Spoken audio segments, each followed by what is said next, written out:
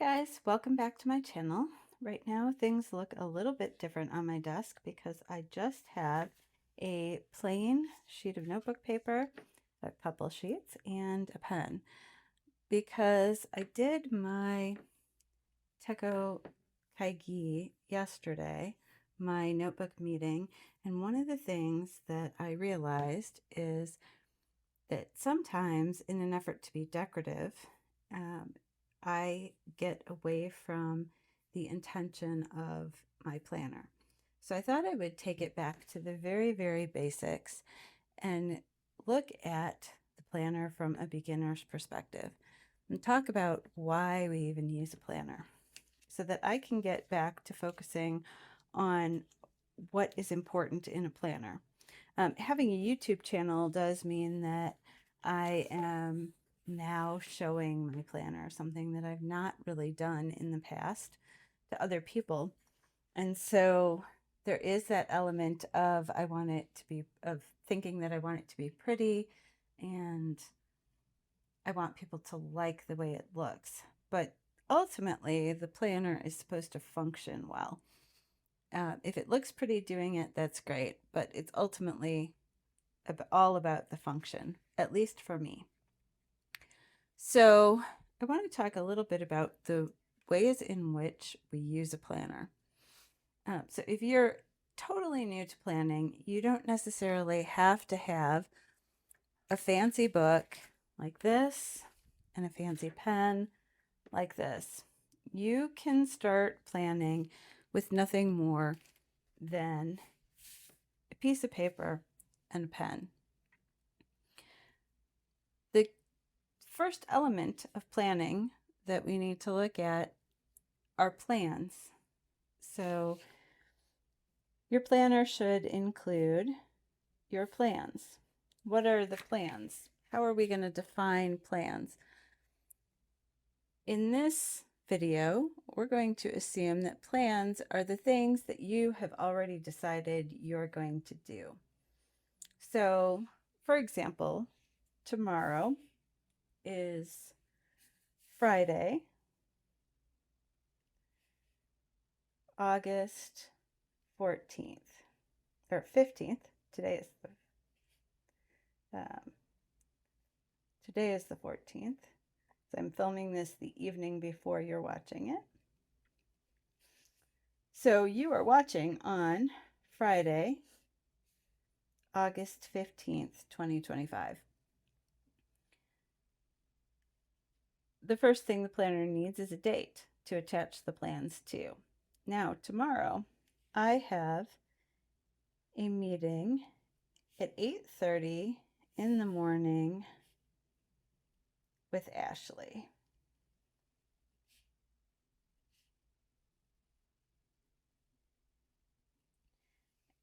And I need to have a Revit model open for that meeting.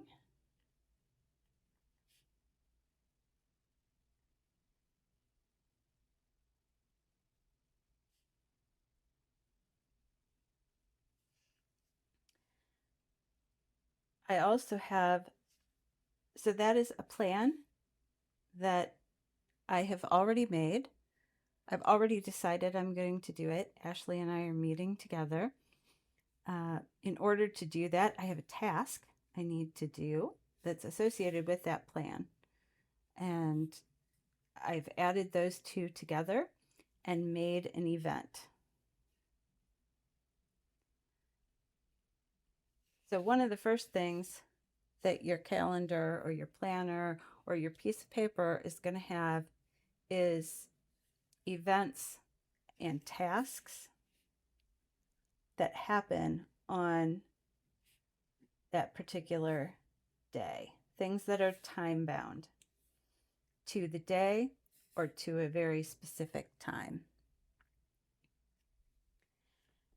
Now, tomorrow, in addition to the plans, right now that's the only thing I have scheduled and planned to do tomorrow. There are a lot of other things that I have to do tomorrow. There are a lot more tasks that I could add to this. So I could say, I also have to edit a description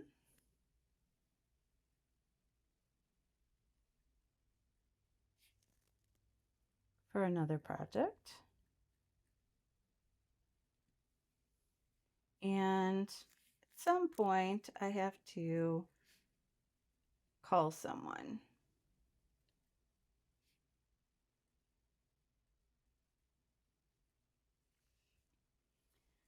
I've got a list of things I want to do, specifically tomorrow. However, I also have some things that I want to do every day. This is where planners get into reflection. So we'll put down reflection. And in this case, these are things that I want to remember to do on a routine basis and be able to look back and see that I've done them. Or maybe I want to know where my day went, why I don't have time to get this particular thing done in the day. So the reflection typically happens at the end of the day. So maybe I'm sitting back and I'm going, I want to read 20 minutes every day. I want to take my vitamin.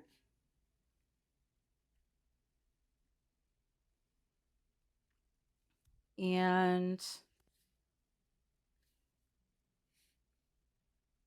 maybe I also want to go to bed by 11 p.m. Okay, so at the end of the day, I can reflect and see, did I do those things? Yes, I read for 20 minutes. Maybe I didn't take my vitamin, but I'm going to make sure I go to bed by 11 p.m. Now, if I track that every single day for a week, I can look back and notice patterns and see how I'm doing at maintaining the things that I want to maintain in my life, right? So maybe I've read for 20 minutes only 3 days a week, and maybe that's not enough. Maybe I want to make sure that I'm doing more of that. So by reflecting on that, I'm hoping that I will be able to plan more time to do this particular thing. So I might need to move that up from reflections into just a regular plan. One of the other things that a planner or a piece of paper is useful for is brainstorming.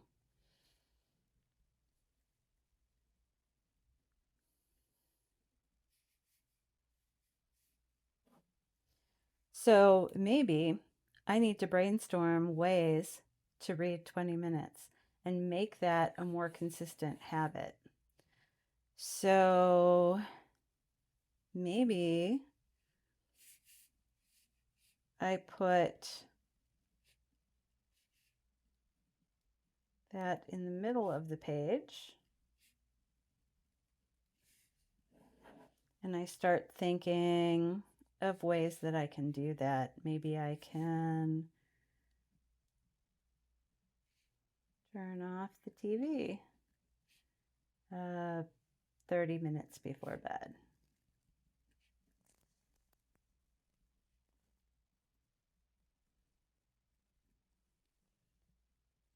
Maybe I can put my phone on the charger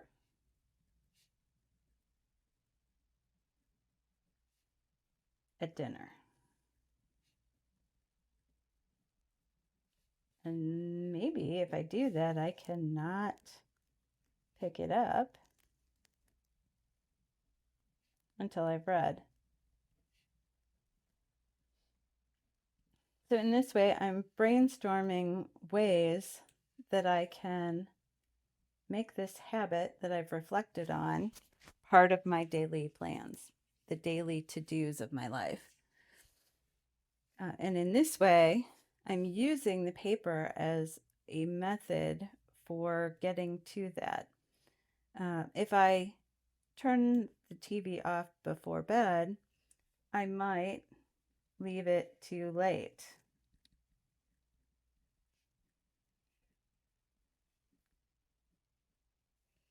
Might be too late to read, and so this might not be a good option. This might be a better option, something to try. Having this written down, though, means that if I do try this and it doesn't work, maybe this is something to try. Maybe I would like reading before bed. And so brainstorming gives us options to try and navigate the ways in which we can incorporate these things that we want to become part of our lives into our lives. Now, how did I determine that I wanted to read for 20 minutes anyway? Well, that has to do with dreaming.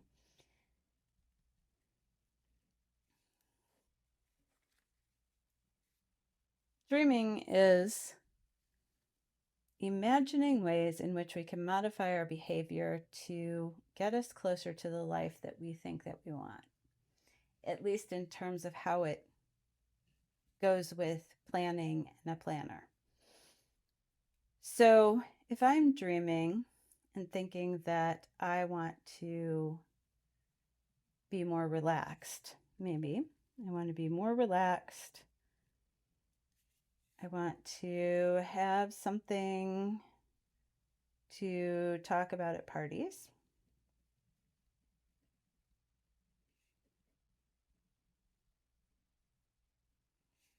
And I want some non-screen time in my life. Well, maybe I decide that to accomplish all of that, I want to read books. And I feel like a good goal is to read at least 20 minutes a day. So I can write down that that's 20 minutes per day. And if I do that and I multiply that out over a whole year, that's going to be a lot of reading. That's going to be over 100 hours of reading and multiple books. And so maybe I've decided that this sounds great. I feel like this is something that I really would enjoy having in my life. So I'm dreaming about it. I can brainstorm about how to incorporate it. I can reflect on whether I'm doing a good job of incorporating it and then brainstorm other ways in which I might incorporate that better. And then eventually I can add that into my plan, maybe as a task that I'm going to read 20 minutes per day. Let's bring that down a little bit. I'm going to read 20 minutes on this particular day because it's important to my dreaming who I'm going to be.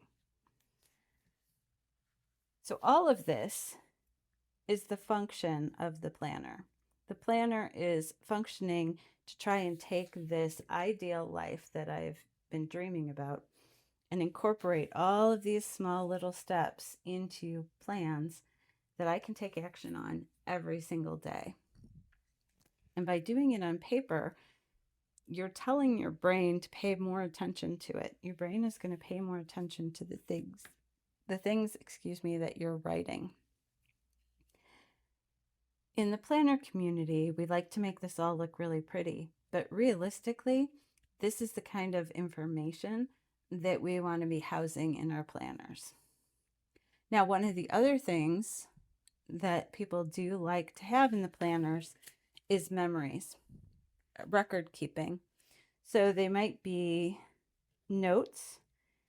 I'm going to write memories here because that's one of the other things. I might have a nice little picture that I took. Look at how lovely I look there. My hair is all wild and crazy, right? And I might say, got a new haircut.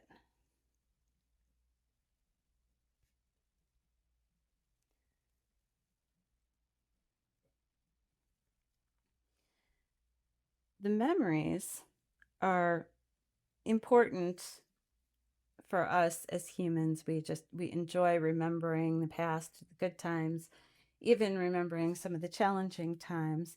But this becomes useful in a planning capacity because who gave me the haircut? Maybe I can find that same person to give me a haircut again. Uh, Maybe I had on my task list here today that at 3 p.m. I was getting a haircut with Caitlin.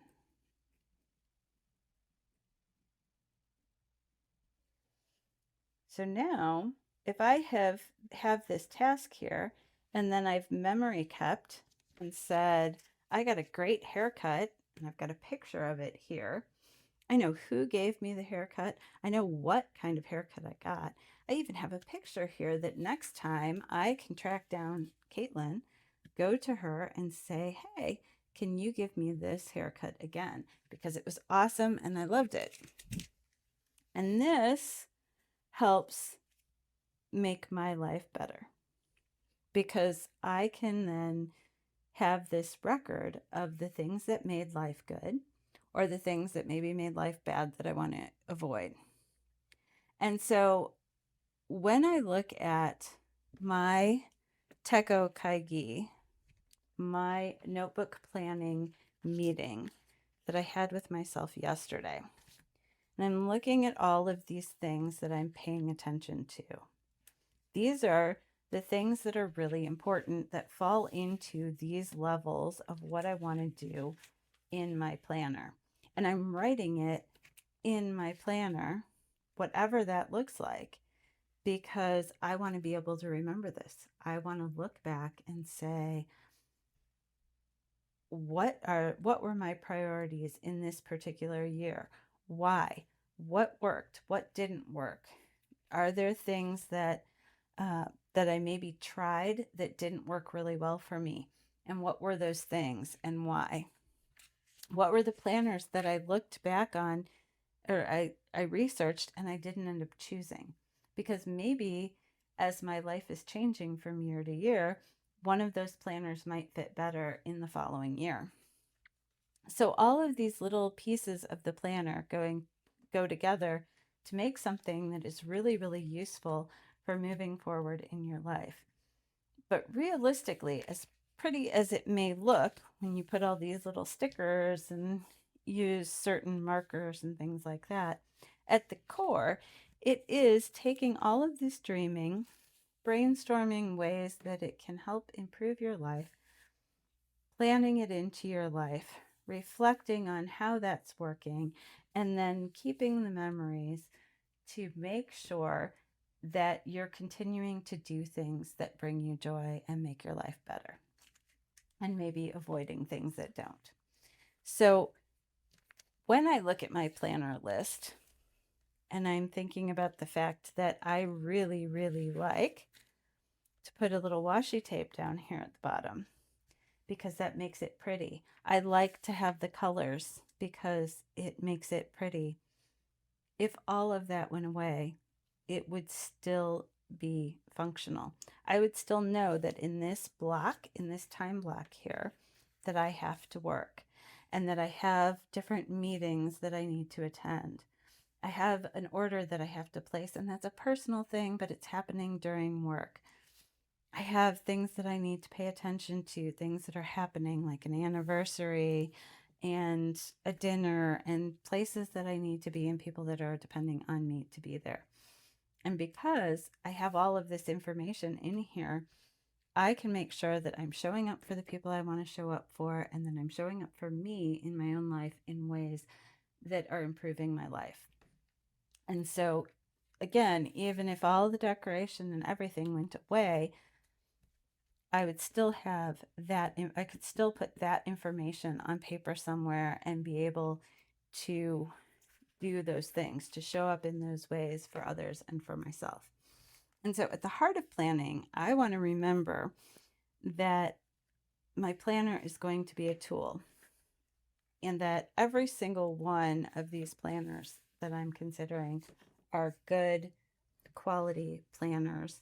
They all have tools that can be useful for getting these things done. all of them have blank pages I can brainstorm on and dream on. Some of them have goal setting areas where I can take these dreams and try and turn them into goals. They have places where I can track things in little boxes where I can include all of my plans, and they all have pages that will allow me to memory keep.